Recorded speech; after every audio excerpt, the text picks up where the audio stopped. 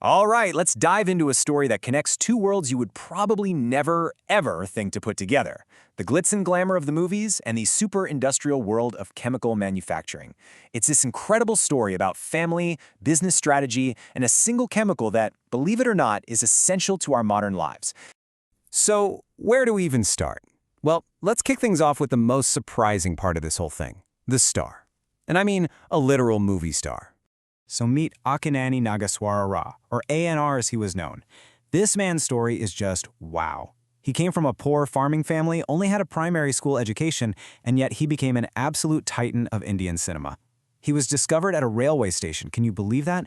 He went on to star in over 250 films and was honored with India's highest civilian awards, a true national treasure.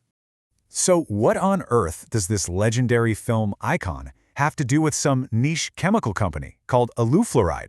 I mean, it seems like a total mismatch, right? But this is where our story really starts to get interesting. The connection, as it so often is family. Back in 1991, right when India's economy was hitting the reset button and opening up to the world, Anar's son, Venkat Akineni, saw a huge opportunity.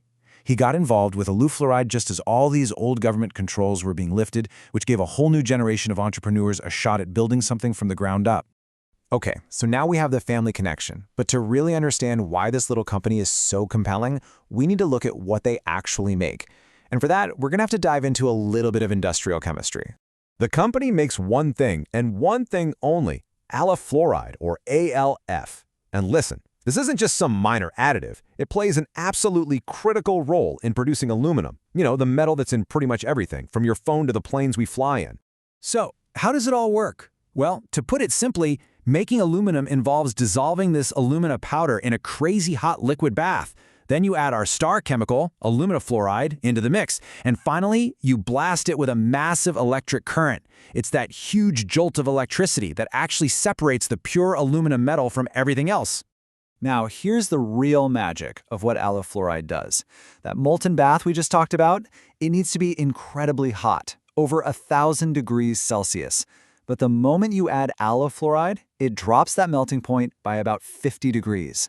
And look, that 50-degree drop might not sound like a huge deal, but in the world of industrial manufacturing, it's everything.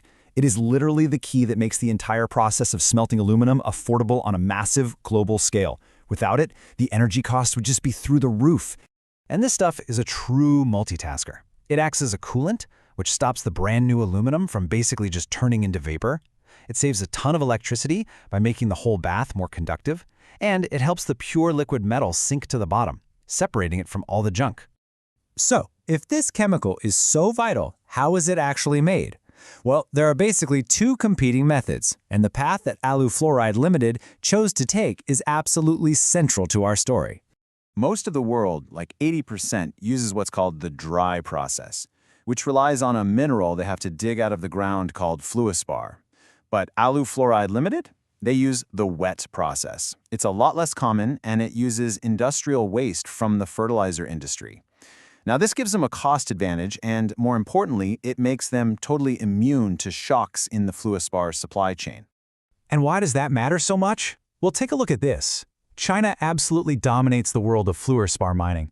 They produce nearly 2/3 of the entire global supply. So if you're a competitor using that dry process, your entire business is basically at the mercy of decisions being made in one single country.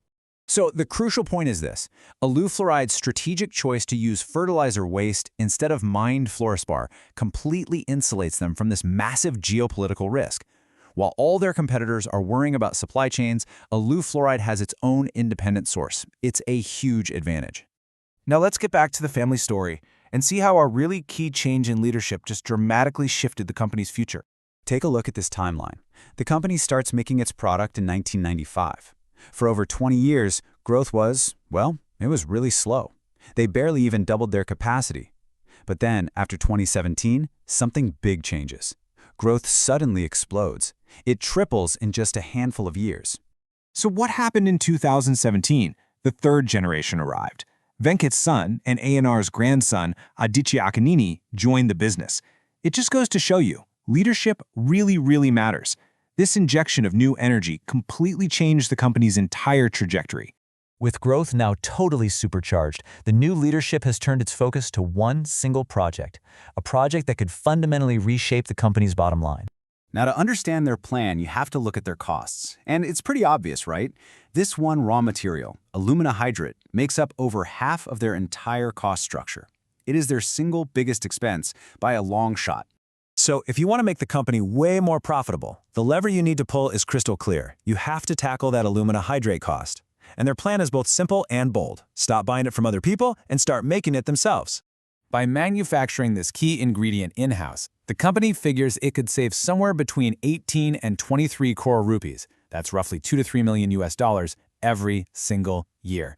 Now that's a significant number, but to really feel its impact, you need some context.